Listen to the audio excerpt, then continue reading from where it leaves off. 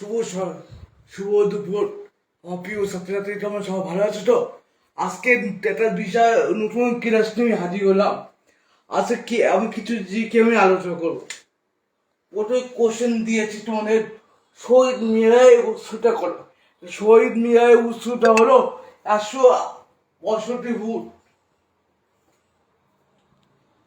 কলকাতা কোন নদী তীরে এই অবস্থা? কলকাতা কোন নদী তীরে অবস্থা? হুগলি নদী, হুগলি নদী তীরে। কবে প্রথম কলকাতার ট্রাম চালু হয়েছিল? কবে? 1873 সালে কলকাতার প্রথম ট্রাম শুরু হয়েছিল। এখন কলকাতার ট্রামটা বন্ধ হয়ে গেছে। বিশ্ব পরিবেশ দিবস কবে পালন হয় জানো? বিশ্ব পরিবেশ দিবস পালন হয় 5 জুন। 5 জুন বিশ্ব পরিবেশ দিবস পালন হয়। পশ্চিমবঙ্গ রাজ্যটি কবে কার্যকর হয়েছিল? কবে পশ্চিমবঙ্গ রাজ্যটি 1950 সালে 26শে জানুয়ারি। 1950 সালে 26শে জানুয়ারি। হ্যাঁ। পশ্চিমবঙ্গের প্রধান ভাষা কোনটি? পশ্চিমবঙ্গের প্রধান ভাষা হলো বাংলা ভাষা। হ্যাঁ। এবং পশ্চিমবঙ্গের রাজধানী নাম কি? পশ্চিমবঙ্গের রাজধানীর নাম কলকাতা। কলকাতার রাজধানী আছে। আর কলকাতা মেডিকেল কলেজ কবে হয়েছিল? কলকাতা মেডিকেল কলেজ হয়েছিল 1835 সালে। কলকাতা মেডিকেল কলেজ হয়েছে 1835 সালে।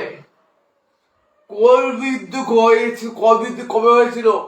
কোল বিদ্যুৎ হয়েছিল 1831-32 সালে। 1831-32 সালে। দুধ মিয়া কে ছিলেন? দুধ মিয়া ছিলেন ফরাসি আন্দোলনের নেতা।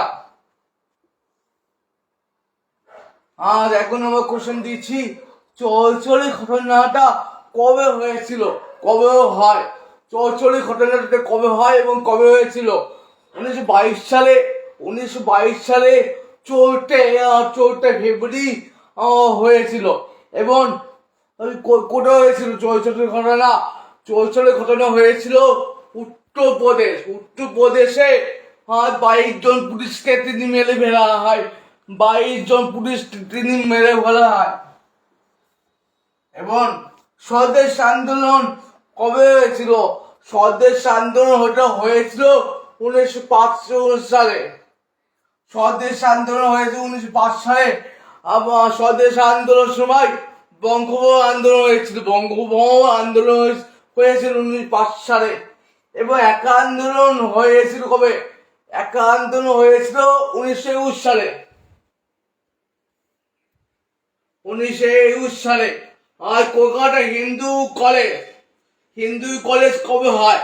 কলকাতা হিন্দু কলেজ হয়েছিল 1817 সালে 17 জানুয়ারি।